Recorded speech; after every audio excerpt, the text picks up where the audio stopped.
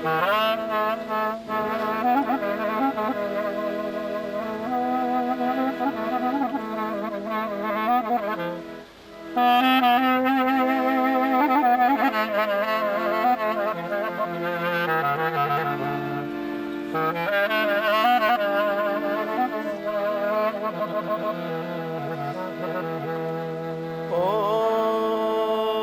πάντα θυμούμαι και πόνο την πατρίδα στον τόπο. Πάντα θυμούμαι και πόνο την πατρίδα στον τόπο. Όνους είμαι πέμνενε κι αδά. Από την αρχή που αρχίζουν τα βάσανα του ελληνισμού, του πόντου, κατεβαίνουμε προς το Κάρς. Μάλλον ανεβαίνουμε, γιατί το Κάρς είναι υψίπεδο, 1650 μέτρα υψόμετρο. Είναι ένα οροπέδιο, στο οποίο οι δικοί μας πήγαν μετά το 1878. Έζησαν εκεί 40 χρόνια περίπου, μέχρι το 1918. Σε αυτά τα 40 χρόνια ο πληθυσμός των Ελλήνων του Κάρς, μολονότι ήταν το 20% του συνολικού πληθυσμού του κυβερνίου Κάρς, εν τούτης όμως είχε σχολεία και μαθητές που έφταναν το 50% του πληθυσμού. Ο ελληνισμός αυτός έδειξε πράγματι την αξία του, όμως η τυράννια του ήταν πολύ μεγάλη. Πατρίδα, ξαπατρίδα, άλλονες εξακίδα, και να σε πατνά τα χωμάτα και γύτυψη με φινά. Άσε πατνά τα χωμάτα και γύτυψη με φινά. Στα χρόνια που έχουμε την Ελληνική Επανάσταση, ο ελληνισμός αναγκάζεται και φεύγει από τις περιοχές της Σάντας, από τις περιοχές της Κιμισχανέ, που λέγεται σήμερα Αργυρούπολη, της Ερζερούμ. Η λέξη Ερζερούμ, όλοι ξέρουμε, σημαίνει Αρζ Ρούμ. Σημαίνει χώρα των ανατολικών Ρωμιών, δηλαδή αυτών που ζούσαν εκεί πέρα. Αυτοί οι κάτοικοι όλοι, μετά την συνθήκη του Μπρέστ-Λιτόφσκ το 1717, βρίσκονται σε πολύ μεγάλο κίνδυνο. Μολονότι λοιπόν ο Κρημαϊκός πόλεμος του 1856 με 59 τους αναγκάζει λοιπόν να φύγουν προς την περιοχή του Κάρς, δημιούργησαν 80 χωριά εκεί πέρα. Εδώ θα πρέπει να πούμε ότι το Κάρς βρίσκεται σε μια περιοχή η οποία ουσιαστικά είναι σε 3 χώρες, έτσι δεν είναι? Ακριβώς. Δηλαδή στην Τουρκία, στην Αρμενία και στη Ρωσία. Ναι. Έτσι δεν είναι? Ναι. Σήμερα είναι τουρκικό μέρος. Λοιπόν, ήταν ρωσικό μέρος τότε. Η Αρμενία το πήρε με τη συνθήκη των Σευρών. Έτσι. Αλλά όμως τότε, επειδή ήταν ρωσικό μέρος, οι δικοί μας βρίσκανε καταφύγιο εκεί πέρα, απέφευγαν τους κινδύνους των Τούρκων, απέφευγαν την εκτέλεση των Τούρκων, τα βασανιστήριά τους, και γι' αυτό λοιπόν πήγαν προς τα εκεί. Από εκεί και πέρα όμως, μετά που έχασε η Ρωσία τον πόλεμο, κυρίως στην περιοχή στο Σαρίκαμις, έχασαν 90.000 κόσμο οι Ρώσοι. Και οι δικοί μας τότε, πριν ακόμη φύγουν, πήγαιναν στο Σαρίκαμις και μάζευαν διάφορα αντικείμενα από τους σκοτωμένους, από τα Λέσσα, όπως τα έλεγαν οι Πόντοι. Επίσης, πάνω από την περιοχή μας ήταν το Αραράτ. Επειδή λοιπόν είχε διαστρωμάτωση φυτική, δηλαδή στις πρόποδες καλλιεργούνταν άλλα φυτά, στη μέση είχε άλλα, έλεγαν οι κάτοικοι του Ορτάκη, έλεγαν, Ορτάκη σημαίνει μέτριο χωριό. Έλεγαν, στο Αραράτα παν κάθονταν 3 ειδών πουλία, τα άλλα άσπρα, τα άλλα μαύρα και τα άλλα γερανία. Η περιοχή τους ήταν οροπέδιο και οι περισσότεροι ασχολούνταν με την κτηνοτροφία.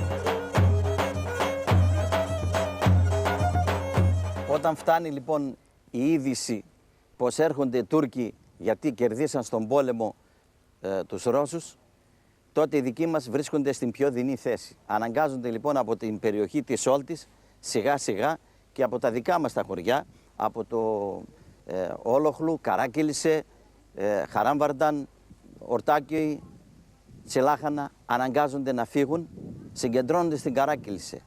Εκεί όμως τους εμποδίζουν οι Αρμένοι. Για πόσες χιλιάδες κόσμο μιλάμε?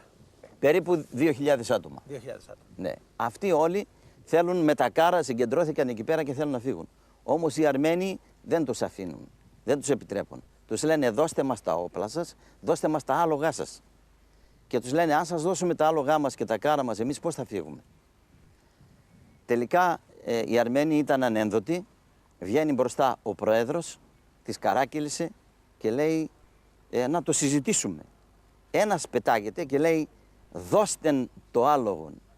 Ο Αρμένιος κατάλαβε ντώστεν και αυτομάτως πυροβολεί και τον σκοτώνει. Οι δικοί μας κατάλαβαν ότι δεν θα ξεμπλέξουν γρήγορα με τους Αρμενίους, γι' αυτό αναγκάστηκαν, οι Αρμένοι οπισθοχώρησαν, έφυγαν και ήξεραν οι δικοί μας ότι θα γυρίσουν την επόμενη μέρα οπλισμένοι. Είχαμε όμως και εμείς τα παλικάρια μας που ήταν εκπαιδευμένα στο στρατό τον Ρωσικό. Ήταν ο Μιστακίδης, ήταν ο Μωυσίδης. Παρέταξαν την επόμενη μέρα το πρωί, για να μην μακρηγορούμε, την επόμενη μέρα το πρωί και περίμεναν τους Αρμενίους. Και πράγματι στον λόφο του Καράκυλισσε ήρθαν και έδωσαν την πρώτη μάχη με τους Αρμενίους. Εκεί λοιπόν οι Αρμένοι έπαθαν παλονεθρία και σηκώθηκαν και έφυγαν, οπισθοχώρησαν προς το χωριό Μπερτιέ. Ξέραν όμως οι δικοί μας ότι θα επανέλθουν και γι' αυτό οπισθοχώρησαν και πήγαν προς την περιοχή του Γιαλαούτσαμ, προς το Σαρίκαμις. Από εκεί έφυγαν και πήγαν στο Κάρς. Περίπου 2-3 μήνες έμειναν στο σταθμό του Κάρς σε αποθήκες, νηστικοί, ρακένδυτοι, για να φύγουν για την Τυφλίδα. Αυτό γίνεται το 1918. 25 Μαρτίου του 1918 η μάχη με τους Αρμενίους, η πρώτη μάχη. Οι σχέσεις των Αρμενίων με τους Έλληνες, μολονότι ήταν καλές, εκείνη την εποχή άρχισαν και αυτοί να δημιουργούν το δικό τους κράτος και επομένως οι τρεις εθνότητες, Κούρδοι, Αρμένοι και Έλληνες, έπρεπε να τα συμβιβάσουν κάπου και να βρεθεί μια κοινή λύση. Όμως και ο ελληνισμός από την άλλη πλευρά, η κυβέρνηση της Ελλάδος, έβλεπε την κατάσταση, αλλά ήθελαν να κρατήσουν και τον ελληνισμό στις περιοχές αυτές, να μην τον διώξουν, να μην φύγουν, για να δημιουργηθεί η λεγόμενη αυτοκρατορία του Ποντιακού κράτους. Άλλοι μεν παρότριναν τους κατοίκους να καθίσουν και άλλοι τους παρότριναν να φύγουν. Ο Πολεμαρχάκης, που ήταν εκπρόσωπος της ελληνικής κυβέρνησης, σταλμένος από το Βενιζέλο, μαζί με τον Καζαντζάκη, τον Σταυριδάκη και ορισμένους άλλους, αναγκάστηκαν να πούν τον πληθυσμό, κοιτάξτε, μαζέψτε τα και φύγετε. Αυτή ήταν η τελική τους απάντηση. Φύγανε. Η πορεία αρχίζει μια πορεία Γολγοθάς. Πάνε, σκορπίζονται άλλοι προς τη Γεωργία, προς το Βλαδίκαυκας, άλλοι στην Τυφλίδα και από εκεί διοχετεύονται στο Βατούμ και μέσω Βατούμ έρχονται στην Ελλάδα. Όμως κάποιοι επέστρεψαν πάλι πίσω στο Κάρς. Το 1918 προς το τέλος επιστρέφουν στο Κάρς και βρίσκουν τα σπίτια τους ρημαγμένα, στα χωριά τους, τα βρίσκουν ρημαγμένα. Μια συνέντευξη που πήρα από έναν χωριανό μου, είπε, ο αδελφός μου είπε στον πατέρα μου, πουλήστε με για να έχετε ψωμί να φάτε. Αυτά πέρασε ο ελληνισμός του Κάρς.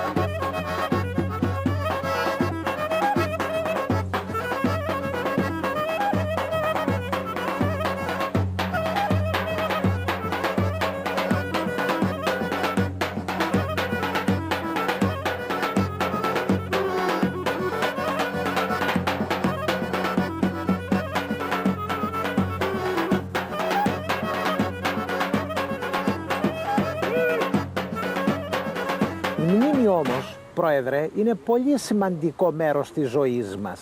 Και εσύ κάτι έχεις να θυμηθείς. Θυμάμαι πολλά, αλλά ένα θα κρατήσω και αυτό θα πω. Με την ανταλλαγή του πληθυσμού το 1922, η μητέρα μου, κοπέλα τότε, 8 χρονών, χάθηκε και βρέθηκε στην Τίνο.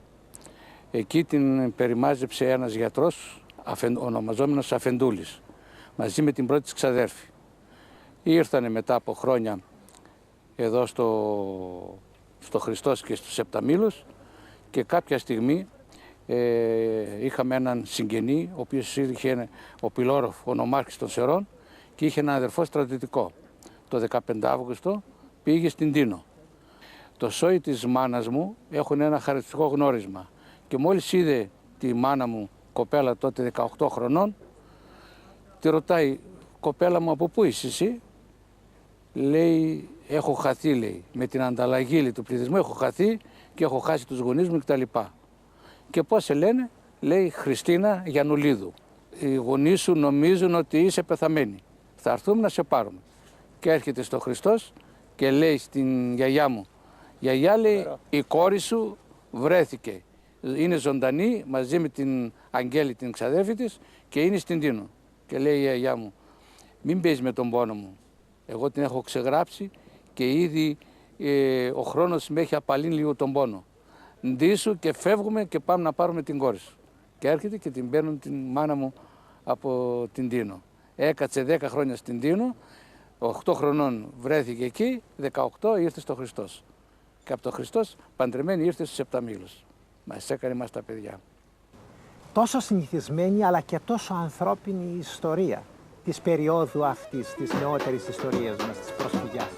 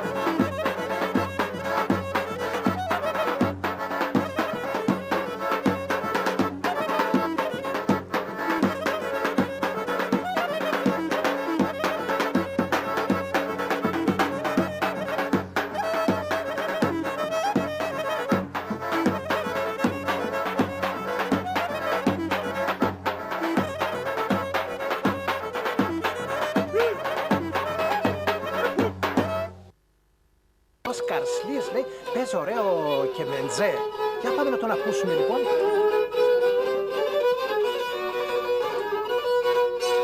Γεια σου Παπανίκο! Καλώς και καλώς όρισες και καλώς για ποτέ έρθες. Καλώς και καλώς όρισες και καλώς για ποτέ έρθες. Το πρωί έμεινασαι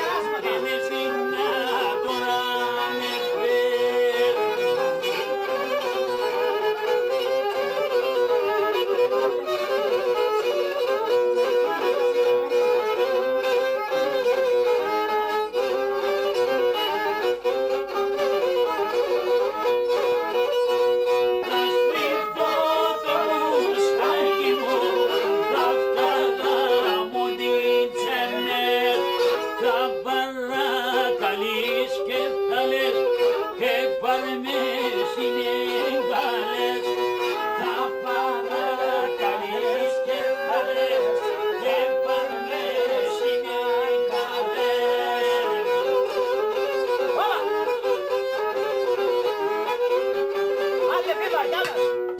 Καλώς ορίσατε. Έλα εδώ, έχεις και τον ενισχυτή εκεί για μας, τον έβαλες τώρα. Ναι. Με αυτόν παίζεις.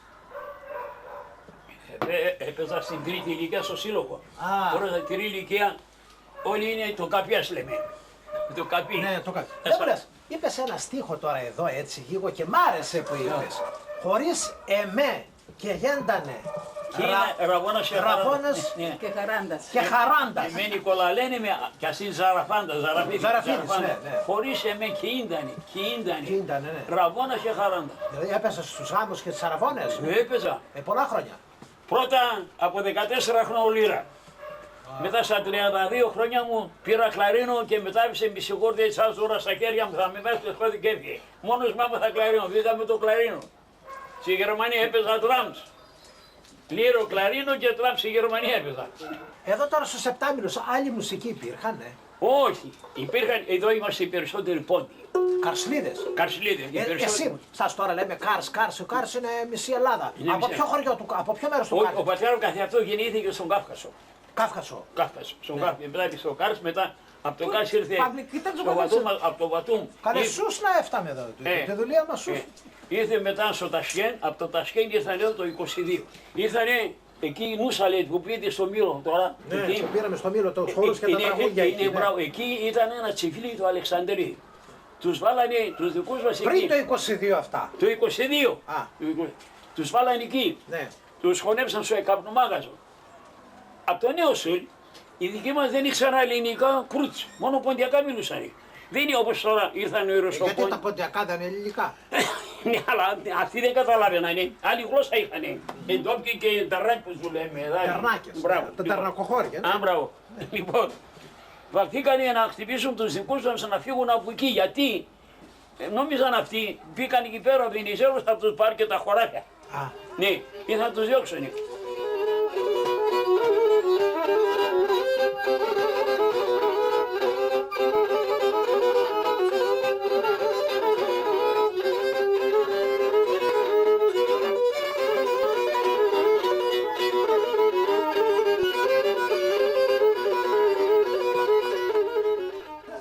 τι συγκινήθηκες.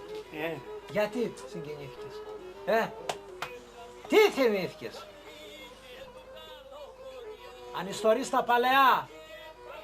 ο πατέρας πρέπει να ζήσει. Αναστορείς τα παλαιά. Έκανε, θυμάμαι τον πατέρα μου, ο πατέρας είχε μια παράδοση. Ο πατέρας μου, ο παππούς του δηλαδή, του πατέρα μου ο παππούς, έπαιζε γαβάλ, γαβάλ ξύλινος αφροέρα, γαβάλ. Χαβάλ. Εγώ μόλις πήρα το χλαρίο μόνος μου έμαθα και έχει ο πατέρα μου ένα γονάκι, Μιχάλ που του λέει, Μιχάλ τον είναι τον πατέρα και έτυχε ένα γάμο έπαιζα εδώ στο χωριό, αυτό το τάς που λέμε. Παίξτε το λίγο μωρέ το τάς να τα ακούσουμε πως το παίζουν καλά.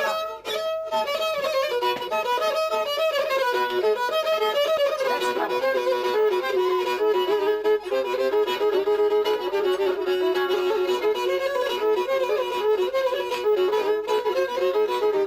Αυτό που λες με το χλάριο το έπαιζα Έτσι. και ο πατέρας μου έκλαψε. Αυτό με το κλαρίνο παίζεται καλό, όχι με το κιμέντζι.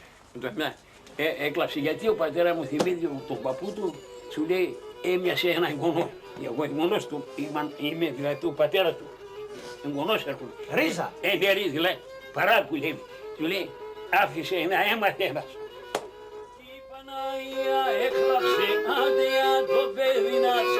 Η Παναγία έκλαψε άντεα το παιδί μας.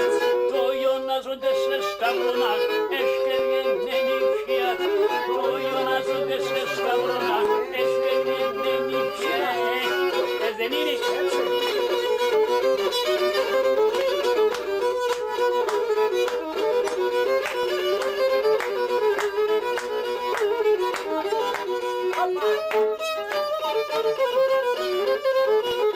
Κοριτώματες να φιλώ, τα χίλιας να βοκουνε.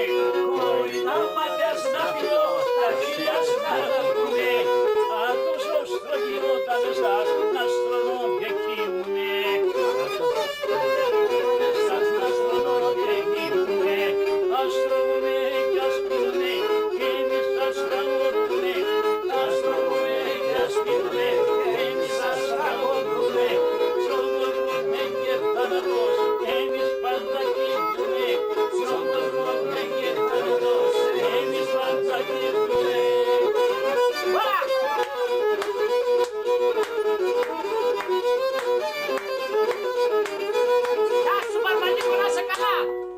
Γεια σου, να σε καλά. Ευχαριστώ. Να σε καλά.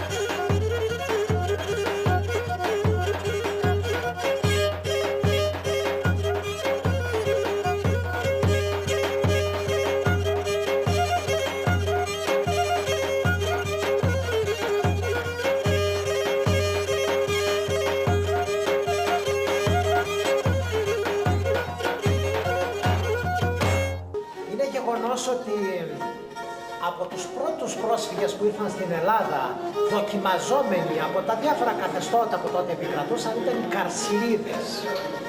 Όταν λοιπόν έκανα την πρώτη εκείνη δισκογραφία, Καλαμαριά 1915-1925, αυτό που συνέχεια άκουγα ως μυριολόγιο, ως δύστιχο από τους παλιούς Καρσλίδες ήταν «Τσολ χέριμον καραβουρού, τριλ τριλ τα βία, ανοίξτε και τερέστε τα πουλια καρσλή παιδεία». Έτσι ήτανε? Έτσι.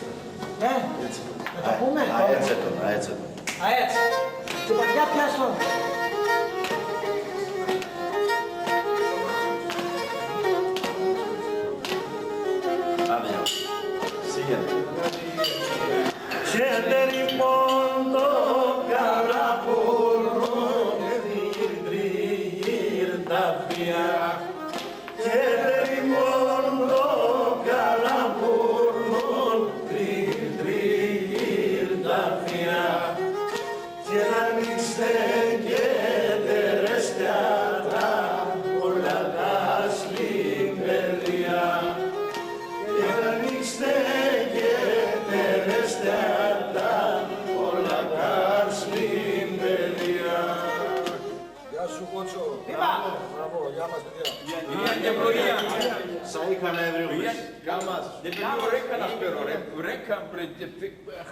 Εμένα μ' αρέσει εκείνο το δύστιχο που λέει «Ασοκάρς και αδαμερέαν εύρωτεμον της θερέαν».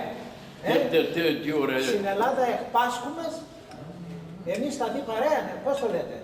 Ξέρουμε να λέμε. Ξέρετε το. Άντε, πες τι ξέρετε.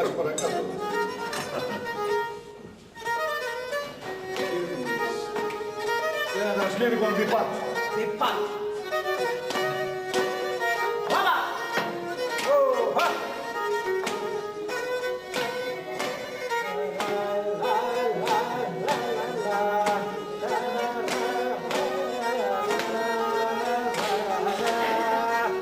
Και που είσαι και υπέρ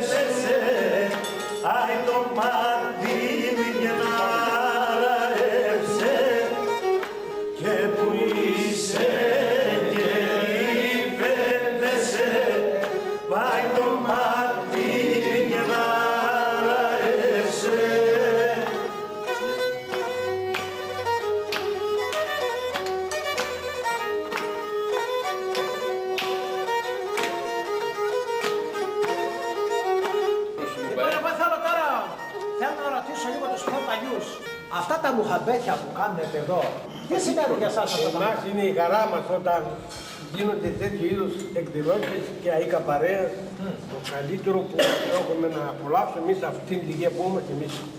Οι πιο κάτω, δεν ξέρω πόσο πιστεύω, μιλάμε για μας. Τώρα εσύ πόσο χρόνο είσαι? Είμαι 80. Είσαι. Ο πατέρας σου, οι μπαρμπάδες σου, οι συγγενείς σου, πώς τα οργανώνουν τα μουχαμπέτια αυτά εδώ? Να σου πω, τότε ήταν τα γλέντια που κάνανε, ήταν πιο εγκάρδια, ήταν πιο όμορφα. Δηλαδή, Έβλεπα τότε, παρόλα το ότι δεν είχαν και τόση ευχέρεια οικονομική, με αυτά τα λίγα που είχαν πάντα διοργανώνανε τέτοιου είδους. Με τα στύπα. Με τα στύπα, λίγο νούζο, μπλε. Κάνανε οβόνι εκεί πέρα, ξέρω εγώ, και γινόταν Και παστό. γλέντι και γλεντάγαν ο κόσμος. Τους χαιρόσουνα δηλαδή. 3 μέρες, γλέντια, ήταν 3 Ναι. μέρες. Σήμερα Με αυτά τα παστό πράγματα και δεν τα βλέπω. ναι, αλλά εγώ έχω ακούσει όμως ότι και άλλα πράγματα γίνονταν. Αναστέναζαν τα κοτέτσια. Από τα κοσάρα. Καλά, Τρώγατε κοσάρα. καλά, γίνεται, ναι. Εκείνη ήταν μέσα στο πρόγραμμα. Έκλεφταν τα κοστάρα. Άπαξ γινόταν γλέντι, η κοσάρα, εκείνος θα πάμε κλέφτομαι, θα πάμε σου κόστη. Κοσάρα είναι η κότα, Ναι, ναι.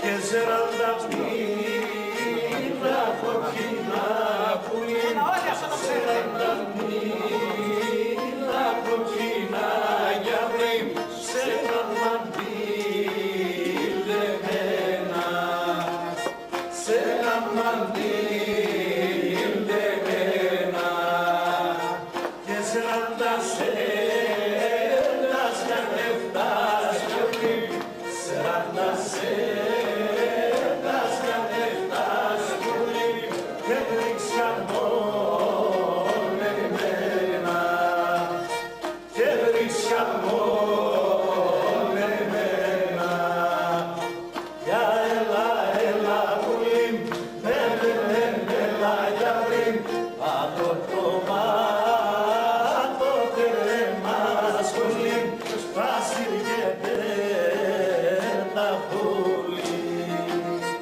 άσυρ και πέτα πουλί.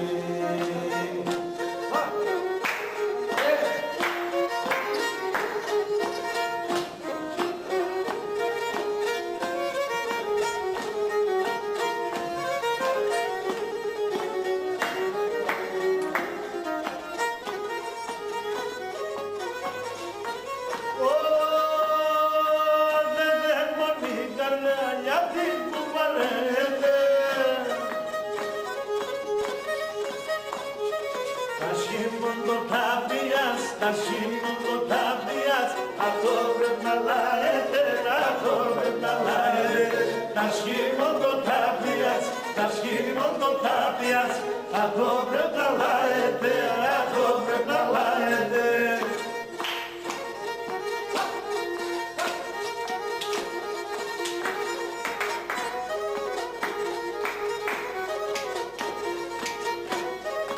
Γεια και ευλογία.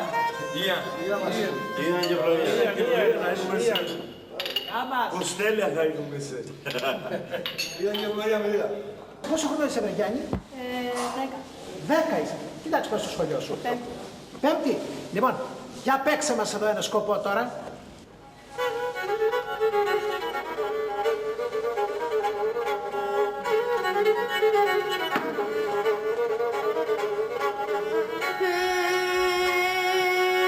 Πουλο πομόνες φορματίστα τσιτσεκόπαντισμε Πουλο πομόνες φορματίστα τσιτσεκόπαντισμε Τα μελεσίδα έρχουν πραγλή και αναμυρίζνε Τα μελεσίδα έρχουν πραγλή και αναμυρίζνε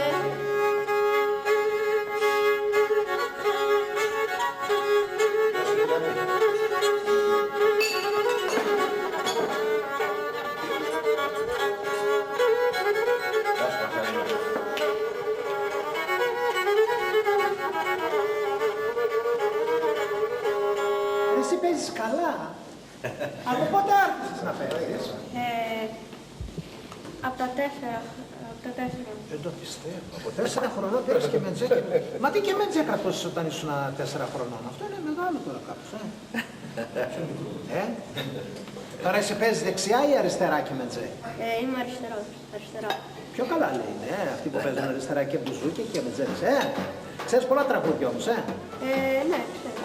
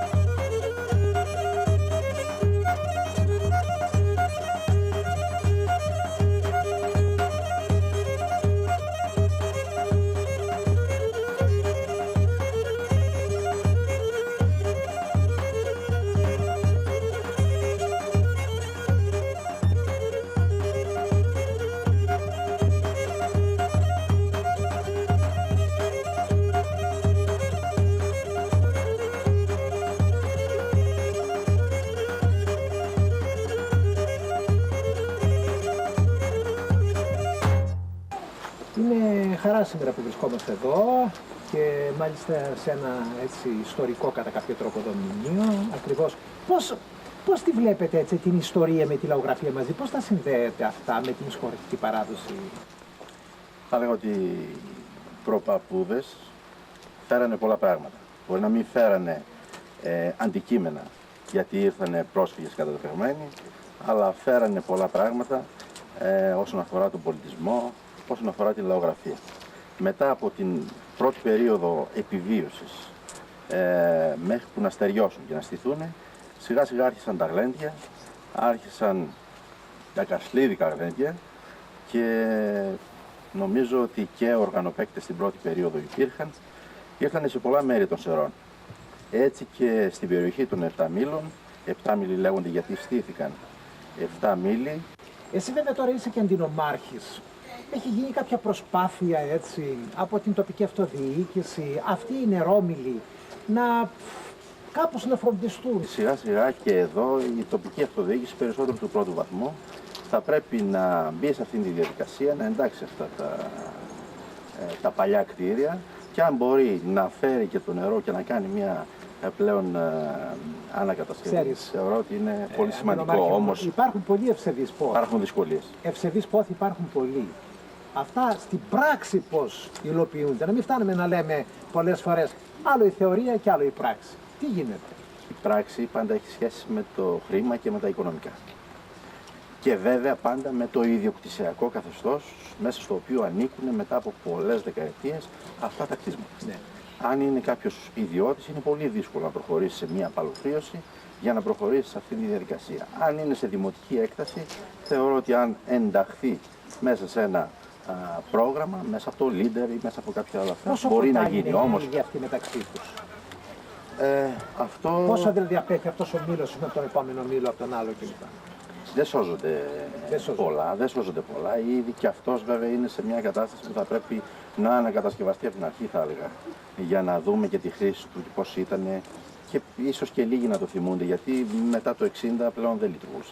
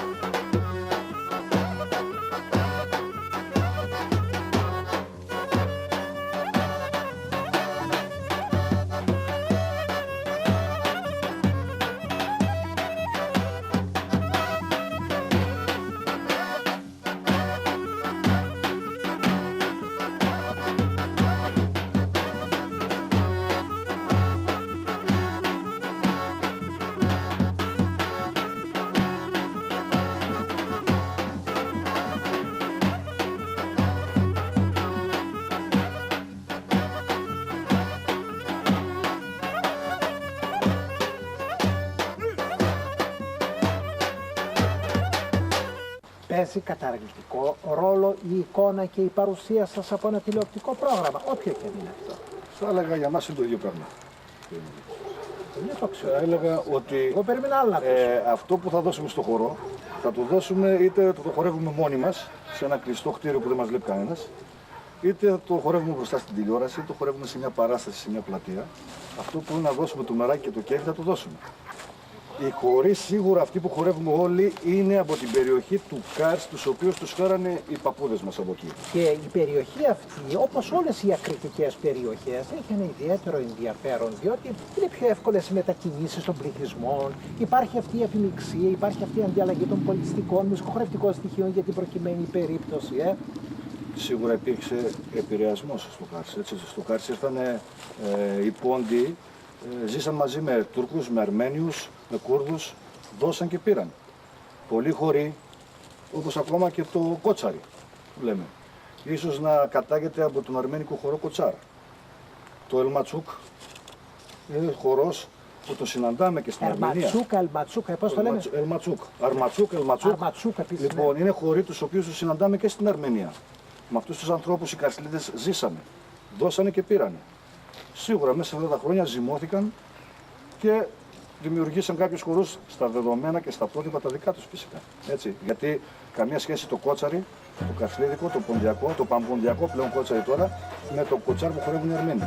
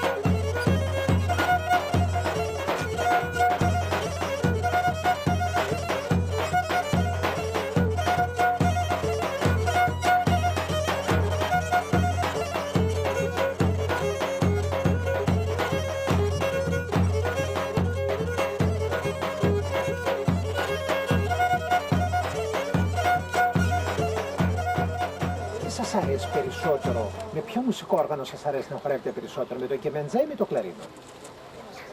Εγώ θα έλεγα ανάλογα το χορό που χορεύω.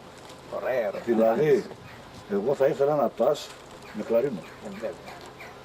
Καλή και λυρά, αλλά για μένα δεν μπορεί να τα αποδώσει. Και αυτό που λέμε, ήθελα να τονίσω αυτό το πράγμα, ότι με πολλούς που συζητάμε λέμε ότι το κλαρίνο, δεν είναι ποντιακό όργανο. Εγώ θα έλεγα και συμφωνώ μαζί τους ότι δεν είναι ελληνικό όργανο. Καλά, είναι ένα νεότερο όργανο στην παραδοσιακή Στο μουσική. ΚΑΡΣ βέβαια όμως, έτσι, και πριν ακόμα έρθει στον ελληνικό χώρο ακόμα, Από το Ρώσικο στρατό. υπήρξε από το Ρώσικο στρατό Έτσι. το κλαρίνο, το οποίο κυρίως στο ΚΑΡΣ το χρησιμοποίησαν πάρα πολύ οι Καρσλίδες. Έτσι. Το φέραν από εκεί οι δικοί μας. Στα δικά μου τα χωριά, οι παππούδες μας θυμάμαι να παίζουν κλαρίνο, οπότε θεωρώ ότι είναι ένα ποντιακό, ότι είναι και ένα ποντιακό παραδοσιακό όργανο του κλαρίνου. Ξέρεις, το κλαρίνο, ας πούμε, έχει γίνει πια σύνθετο με την καρσλίδικια μουσική, όπως και το ακορντεόν με την ανατολικορωμιλιώτικη. Είναι δύο όργανα, τα οποία είναι νεότερα προφανώς, και είναι γνωστό αυτό όργανο λογικά και... Αλλά κότσαρι χωρίς κλαρίνο γίνεται. Κότσαρι χωρίς κλαρίνο. Καρσλίδικο κότσαρι. Καρσλίδικο κότσαρι, ναι. Σάσον, δεν τα λέμε. Καλή και λυρά. Και με κυμεντζέ γίνεται. Όλα γίνεται.